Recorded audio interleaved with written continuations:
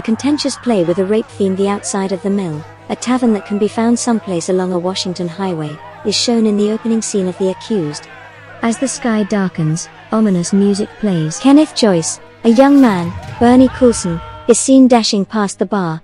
Young Sarah Tobias, Jodie Foster, who is exiting the bar, may soon be heard screaming in agony. She apparently endured a protracted gang rape by 3 men in a packed room. As Sarah is saved on the highway, Kenneth alerts the police of this. At the hospital, she meets up with several professionals, including Carol Hunnicutt, Linda Darlow, from the Rape Crisis Center, whilst being examined by doctors. It is learned that Sarah was intoxicated at the time of the incident. Finally, she meets Catherine Murphy, Kelly McGillis, her deputy district attorney, and Lieutenant Duncan, Terry David Mulligan, who's in charge of the police investigation. Sarah is able to identify 2 of her attackers while the bar is still operating and call the police.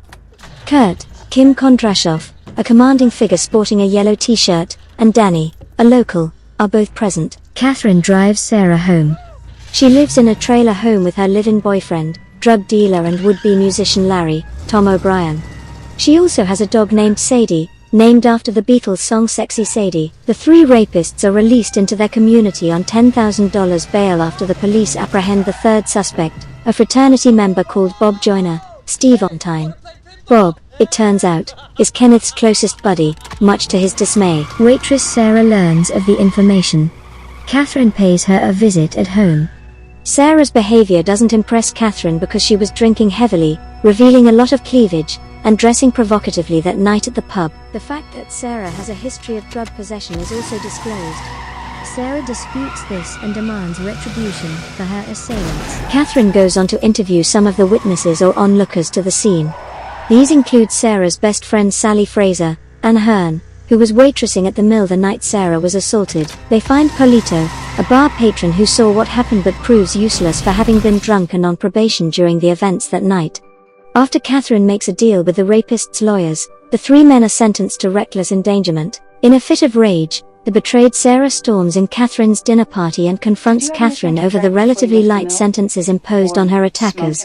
It is believed Sarah would not have made a strong witness to the state. However, she goes on to emphasize the seriousness of the matter.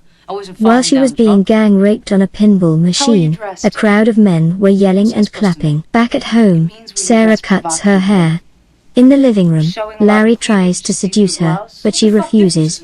Enraged by Larry's lack of empathy and understanding of the potentially damaging, psychological or otherwise, effects rape has on her, Sarah orders Larry to leave her house permanently. The next day begins as Sarah unwittingly finds herself in a record store with Cliff Scorpion Albrecht, Leo Rossi, who taunts her with macho advances before revealing himself as one of the spectators to the rape. She tries to escape from the parking lot, but he obstructs her with his truck and harasses her. "You wanna play pinball?" He laughs.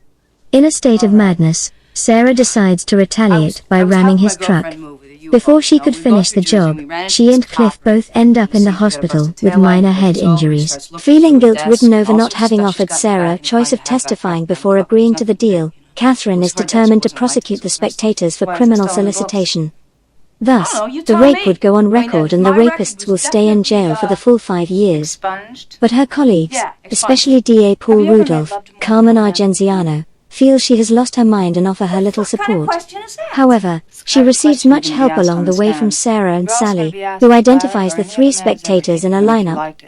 They are Matthew Haynes, Andrew Carvadas, Stu Holloway, Tom McBeath, and the aforementioned Cliff Scorpion Albrecht. Meanwhile, both Sarah and Sally meet up with Catherine at her office. Sally is interviewed by Catherine. It's discovered that Sarah had flirted heavily with Bob, one of the rapists, perhaps in an effort to get back at her cheating boyfriend. Hearing this, Catherine decides it's best that Sally doesn't testify on Sarah's behalf. A thwarted Sarah leaves Catherine's office. Fortunately enough, Catherine eventually finds Kenneth at a university. Kenneth is reluctant to testify. Though not denying the behavior of the rapists, including his best friend, he maintains that the spectators weren't to blame. It was like a show. They watched. Big deal, says Kenneth. He finally agrees to testify after Catherine plays his recorded message. At the courthouse, Sarah gives a highly detailed, lengthy account of the night of the rape at the mill. However, she is unable to ascertain who applauded or shouted or to prove that anyone in the bar really saw her struggling. The witness is excused. After visiting his friend Bob, Kenneth enters the courthouse. Though aware of the consequences facing Bob, Kenneth recounts what happened that night in a scene structured in flashbacks. In the flashback sequence, the sexily dressed Sarah enters the mill. She catches the eye of Danny and Bob, who's seated with Kenneth.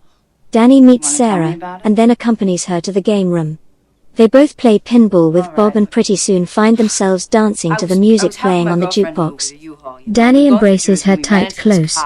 At this point, she tries to fight him off as he's coming on a bit strongly.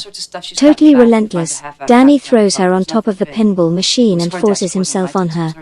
In the process, Kurt has her arms pinned down and the near-sadistic spectators begin chanting "Make her moan" and "Stick it to her." Bob proceeds to rape her, followed by Kurt. As Kurt rapes her, the spectators repeatedly chant 1, 2, 3, 4. Poke that pussy till it's sore. The scene ends with both Kenneth and Sarah storming out of the bar in disgust. And how many joints? Much debate is made on the charges laid against the spectators. As attorney Paulson, Peter Van Norden, points out, Sarah has been unable to acknowledge the spectators' responsibility. He firmly believes Kenneth is guilty for having watched a rape without taking action. He was offered a way to purge that guilt, and he took it. Catherine argues against this.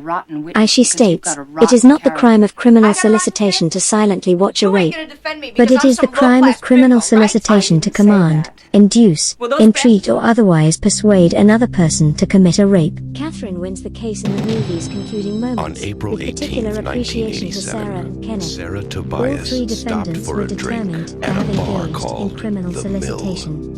Sadie, Sarah's puppy, and she returned home to celebrate. It's an ugly case. She was gang raped on a pinball machine. I'm not a rape counselor, I'm a prosecutor, and I have to make a rape case. I was here, but I didn't see what happened. Did you have anything to drink before you went to the mill? I don't know. I mean, I wasn't falling down drunk or anything. Now she's fighting a system Are you gonna examine me? where the guilty are protected. Her girlfriend didn't see anything, the bartender didn't see anything. I don't have a case. The pain is forgotten. And I heard somebody screaming. And it was me. The crime is negotiable. So make a deal and you put them away. Assault, coercion. Reckless endangerment. You ain't gonna defend me because I'm some low-class bimbo, right? I didn't say that. You haven't got more important things to do than go to trial with a sure loser? Why'd you let him out on bail? Looked more to me like she was begging for it. Hey, wanna play pinball? Now, I don't know what you got for selling me out, but I hope it's worth it. I thought you were on my side. You told me you were on my side. For Sarah, the night lives on. I want to prosecute the ones who made it happen. So you can make another deal? You go try your case, because win or lose, you're through! I get to tell my story. They aren't the kind of guys you really want to mess with, you know what I mean? For Catherine, the challenge begins. You're next, huh? Kelly McGillis, Are you scared? Yes. Jodie Foster, Me too. The Accused.